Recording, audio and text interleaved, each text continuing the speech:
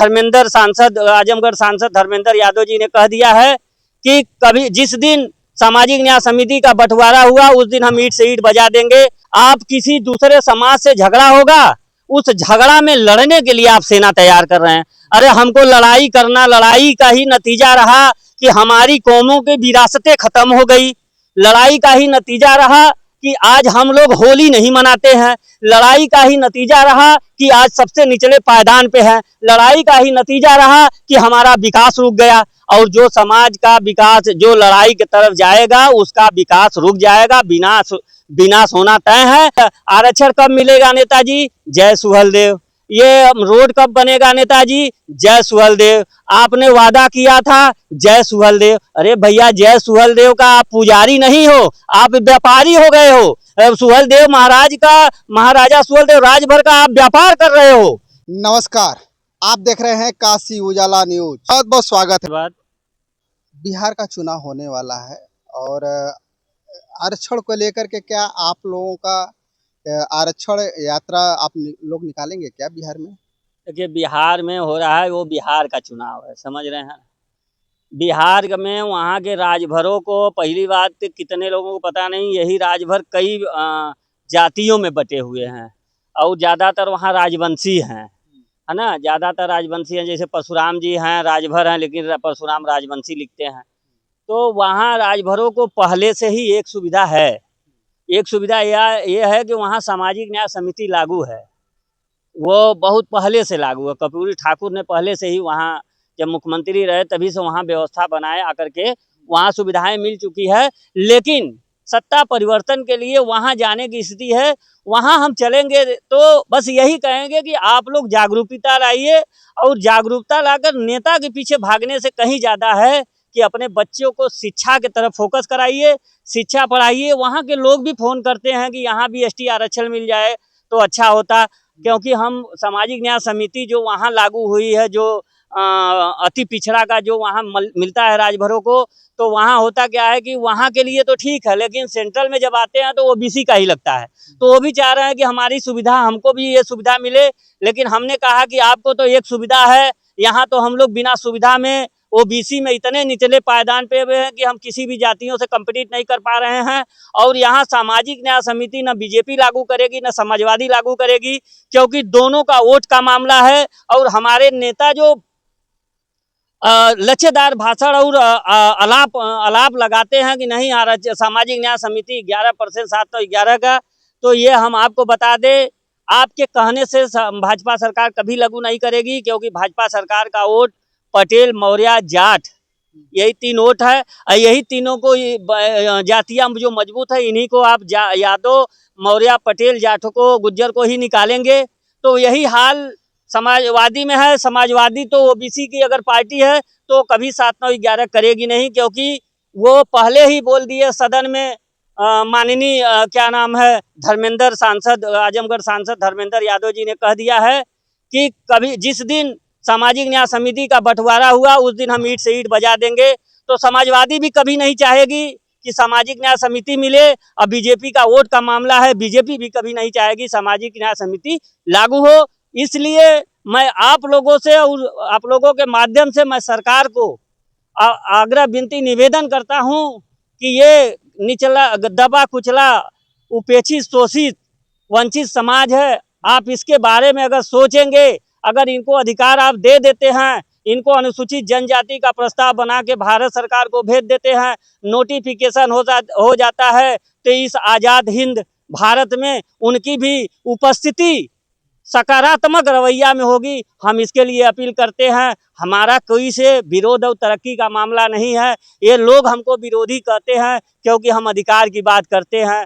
हमको विधायक मंत्री, हम तो ये नहीं कह रहे हैं कि आप लोग मेरा साथ दो, मुझे वोट दो, मैं सदन में चल के आपकी बात उठाऊंगा। अरे मैं तो कोर्ट में लड़ रहा हूँ, रोड पे लड़ रहा हूँ, आप यहाँ साथ दो। मुझे सदन में नहीं जाना है, आपको सदन में जाना होगा, आप लोग जाइएगा ना। हमको चुनाव लड़ना है। हमने कह दिया कि पहले एक हाथ दो, दूसरे हाथ लो। पहले सरकार हमको आरक्षण दे, उसके बाद हम सरकार को वोट देंगे। इस बार हम लोगों ने ये ठाना है, ये पूरी व्यवस्था है 2026 में आपको क्लियर पता चल जाएगा, क्लियरिटी हो जाएगी कि राजभर समाज कहाँ जाएगा। क्योंकि 2026 में मार्च में चाहे लखनऊ, गोरखपुर, बनारस, मऊ, कहीं न कहीं एक राजभर अधिकार महापंचायत होगा, जिसमें भारत के सभी राजभरों को बुलाया जाएगा, उनसे राय लिया जाएगा कि आगे की रणनीति क्या हो। अगर सरकार आरक्षण देती है तो हम सरकार के साथ रहते हैं, नहीं अन्यथा समाजवादी पार्टी अगर उत्तर प्रदेश में सरकार बनाना चाहती है तो अपने मैनिफेस्टो में डालने का काम करेगी। हमारी सरकार आएगी, सरकार आते ही पहले कैबिनेट बैठक में मैं ये प्रस्ताव अनुभाग 3 को भेज करके अनुभाग 3 से आरजीआई को भेज दूंगा। और जो इंडिया गठबंधन के जो मुखिया हैं माननीय राहुल गांधी जी से भी हम इंडिया गठबंधन से भी कहेंगे कि अगर वो ये आश्वासन दे दे कि भाई यहाँ सरकार बनाइए, 2029 में हमारी वहाँ सरकार बनेगी, तो यहाँ से प्रस्ताव जाएगा तो 29 में हम नोटिफिकेशन कर देंगे। तब तो हम लोग जो परिणाम आएगा, जो जैसा बनता है उस समय का माहौल समाज जो तय करेगा, हम लोग उस पर चलेंगे। हम लोग इस बार नेता की बात नहीं कर रहे हैं, कौन नेता हारेगा कौन जीतेगा, किसको हारना है किसको, देखिए हारना जीतना जिसको होगा वो हारेगा जीतेगा, इससे हमारा कुछ लेना देना नहीं है। हम जब कहीं जाते हैं तो हम अपने अधिकार आरक्षण की बात करने जाते हैं, हम ये तय करने नहीं जाते हैं कि हमारे भाई को टिकट दे दीजिए, हमारे भौजाई को टिकट दे दीजिए, हमारे साले को टिकट दे दीजिए, हमारे मामा को टिकट दे दीजिए, हमारे तीजी को टिकट दे दीजिए, हमारी बिटिया को, हम ये करने नहीं जाते हैं। हम ये कहते हैं कि दुनिया में आज नेता लोग अपने बेटा के लिए परेशान है। ये महेंद्र राजभर आजाद जागो राजभर जागो का जो मिशन लेकर चल रहा है वो राजभर समाज बेटा के लिए परेशान है और नेता अपने बेटा के लिए परेशान है। तो हम राजभर समाज के युवाओं के हक अधिकार दिलाने की बात कर रहे हैं, रियल की बात कर रहे हैं, रील बनाने की बात नहीं कर रहे हैं। ये लोग 12 साल 14 साल लड़कों को सेना बना रहे हैं कि बना रहे हैं, सेना बना के आप क्या करेंगे, उसकी योग्यता क्या है, उसका मानक क्या है, उसमें आप उसको पगार क्या देंगे।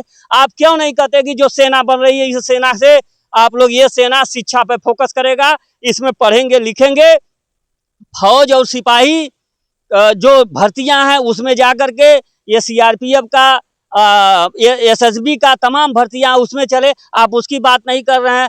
आप किसी दूसरे समाज से झगड़ा होगा, उस झगड़ा में लड़ने के लिए आप सेना तैयार कर रहे हैं। अरे हमको लड़ाई करना, लड़ाई का ही नतीजा रहा कि हमारी कौमों की विरासतें खत्म हो गई।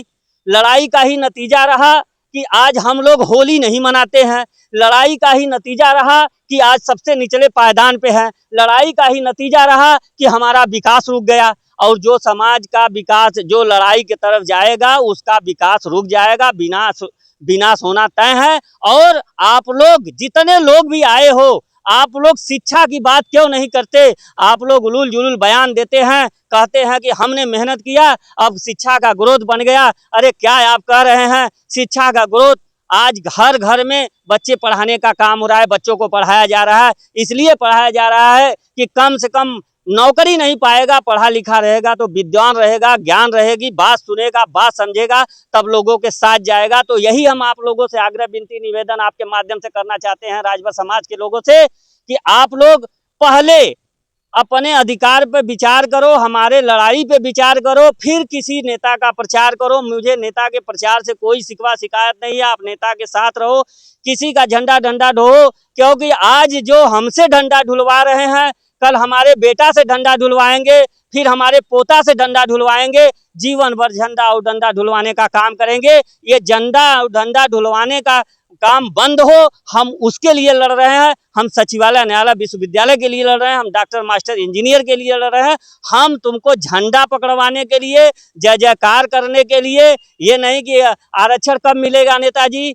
जय सुहेलदेव, ये रोड कब बनेगा नेताजी, जय सुहेलदेव, आपने वादा किया था, जय सुहेलदेव। अरे भैया जय सुहेलदेव का आप पुजारी नहीं हो, आप व्यापारी हो गए हो। सुहेलदेव महाराजा सुहेलदेव राजभर का आप व्यापार कर रहे हो, इसलिए आप लोग सुहेलदेव राजभर का व्यापार करना बंद करें, समाज के अधिकार के लिए पहल करें। ये महेंद्र राजभर आजाद सबसे पहले आप लोग का झंडा और डंडा ढोने का काम करेगा। अच्छा, अभी आपने बोला है कि आप व्यापारी हो गए हैं, किसकी बात कर रहे थे आप व्यापारी बना रहे हैं?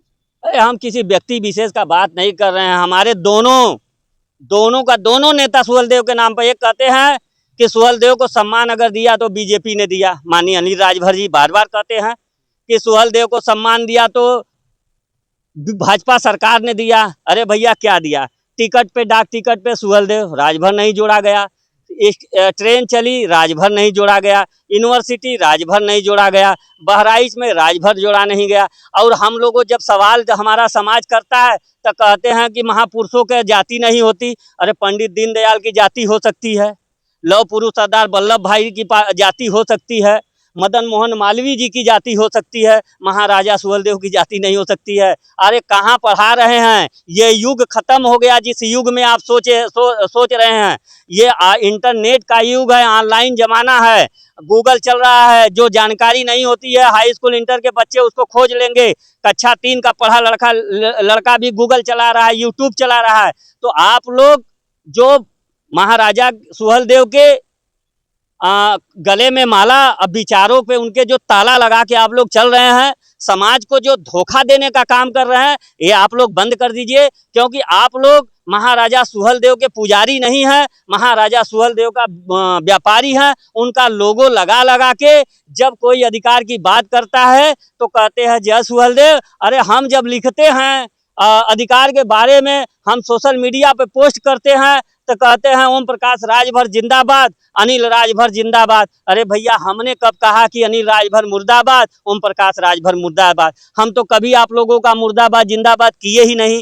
क्योंकि हम तो आपसे अधिकार मारेंगे, आप जिंदा रहेंगे तभी अधिकार की बात करेंगे, मर जाएंगे तो हम दीवार से अधिकार की बात करेंगे। आप बिचौलिया हैं, आप समाज के मीडिएटर हैं। आप दोनों ने 27 अक्टूबर 2002 को ओम प्रकाश जी ने पार्टी बनाया, आरक्षण और पूर्वांचल राज। 22 मार्च 2015 को अनिल राजभर ने कटिंग मेमोरियल में सम्मेलन किया आरक्षण की बात। तो आप लोग जिंदा रहे, अमर रहे, इतना जिए कि समाज आपसे अधिकार, आपके रहते हुए, आपके मेहनत से, आपके पहल से अधिकार मिल जाए। तो हम मुर्दाबाद क्यों करेंगे? हाँ, हमारी बातें थोड़ी सी कड़वी हो सकती है क्योंकि हमको लोभ नहीं है। जिस दिन हमको लोभ हो जाएगा हम भी आपकी जी हजूरी आपकी तरह और उनके अंधभक्तों की तरह, उनके कहा जाए कि जो फोबिया हो गया है उन सबों को, उन अंधभक्तों को ये समझ में नहीं आता है कि हम तुम्हारे हिस्से की लड़ाई लड़ रहे हैं, हम तुम्हारे बच्चे के हिस्से की लड़ाई लड़ रहे हैं, हम तुम्हारे भाई के हिस्से की लड़ाई लड़ रहे हैं, हम तुम्हारे आने वाली पीढ़ियों के हिस्से की लड़ाई लड़ रहे हैं, तुम्हारे लिए खुद लड़ रहे हैं। और तुम हमको गाली दे रहे हो। अरे गाली दो न यार, गाली दोगे, तुम हमको गाली नहीं दे रहे हो, तुम अपने भविष्य और अपने बच्चों के आने वाली पीढ़ियों के भविष्य के लिए आप गाली दे रहे हो। आप गाली दो, मेरा काम है लड़ना। और यही हम तो कहे कि हाथी का काम है चलना, श्वानों का जो काम है श्वान अपना काम करे, महेंद्र राजभर आजाद अपना काम करेगा। बहुत बहुत धन्यवाद। और ज़्यादा से ज़्यादा इस वीडियो को शेयर कीजिएगा, सब्सक्राइब कीजिएगा। फिर मिलेंगे नए वीडियो के साथ, तब तक के लिए नमस्कार।